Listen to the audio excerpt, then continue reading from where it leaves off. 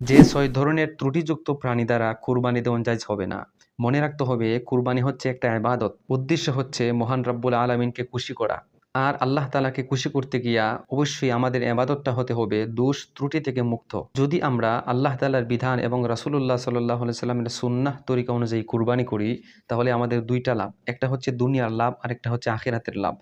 দুনিয়ার লাভ হচ্ছে আমরা গোশত খেতে পারলাম, শারীরিক শক্তি উৎপন্ন হলো।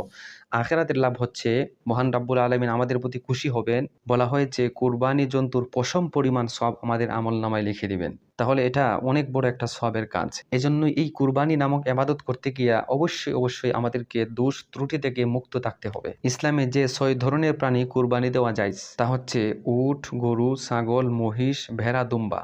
এই ৬ ধরনের প্রাণী দিয়ে কুরবানি দিতে হয়। এছাড়া বন্য গরু বা হরিণ এই ধরনের প্রাণী দ্বারা কুরবানি দেওয়া জায়েজ নেই। উল্লেখিত এই ৬ ধরনের পশুকে অবশ্যই শারীরিক খুঁত বা দোষ ত্রুটি থেকে মুক্ত হতে হবে। সাধারণত যে সমস্ত পশুর শারীরিক খুঁত ও দোষের কারণে যেসব শারীরিক দোষ খুঁত বা ঘটনের কারণে কুরবানি আদায় হয় না, সেটি হলো ৬ ধরনের খুঁত। ১ নম্বর, খুরা পশুর কুরবানি, অর্থাৎ যে প্রাণীটা ল্যাংড়া, ৩ পায়ের উপর ভর দিয়ে হাঁটে, ১ পা মাটিতে ভর দিতে পারে না বা পা দিয়ে হাঁটতে পারে না, এই ধরনের পশু দ্বারা কুরবানি দেওয়া জায়েজ হবে না। নাম্বার ২, রুগ্ন ও দুর্বল পশুর কুরবানি, অর্থাৎ যেই সমস্ত প্রাণী খুবই অসুস্থ, দুর্বল, খেতে পারে না, চলতে পারে না, শরীর শুকিয়ে গেছে, মস্তিষ্ক শুকিয়ে গেছে, এসব রোগাশুকা প্রাণী দ্বারা কুরবানি দেওয়া জায়েজ হবে না। নাম্বার ৩, দাঁত নেই এমন পশুর কুরবানি, যে প্রাণীর দাঁত একটাও নেই অথবা অধিকাংশ দাঁত নেই, যার কারণে সে ঘাস চিবিয়ে খেতে পারে না, তার খাবার খেতে পারে না, এটা দোষ ত্রুটি একটি প্রাণী, এই ধরনের প্রাণী দ্বারা কোরবানি দেওয়া জায়েজ হবে না।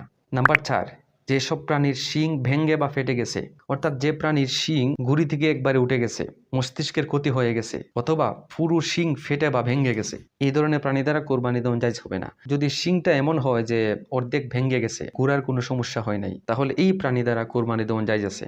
নাম্বার ৫, খান বা লেজ কাটা প্রাণীর কোরবানি, যে প্রাণীর খান অথবা লেজ অধিকাংশ কেটে গেছে, এই ধরনের প্রাণী দ্বারা কোরবানি দেওয়া জায়েজ হবে না। যদি আংশিক কেটে যায়, অর্ধেকের কম কেটে যায় অথবা জন্ম থেকেই খান ছোট, লেজ ছোট, তাহলে এই ধরনের প্রাণী দ্বারা কোরবানি দেওয়া জায়েজ আছে। নাম্বার ৬, অন্ধ প্রাণীর কোরবানি, অর্থাৎ যে প্রাণী চোখে দেখে না, ২ চোখ অন্ধ অথবা ১ চোখ অন্ধ, যার স্মৃতিশক্তি একবারে নষ্ট হয়ে গেছে, তার খাবার দেখতে পারে না, তার চলাফেরা করতে কষ্ট হয়, এই ধরনের অন্ধ প্রাণী দ্বারা কোরবানি দেওয়া জায়েজ নেই। আল্লাহ তাআলা যেন আমাদেরকে এই ৬ ধরনের ত্রুটিযুক্ত প্রাণী থেকে এবং যে প্রাণী হষ্টপুষ্ট, মোটা তাজা, ভালোটা যেন আল্লাহ তাআলার রাহে কুরবানি করতে পারি, সেই তৌফিক আমাদেরকে দান করুন।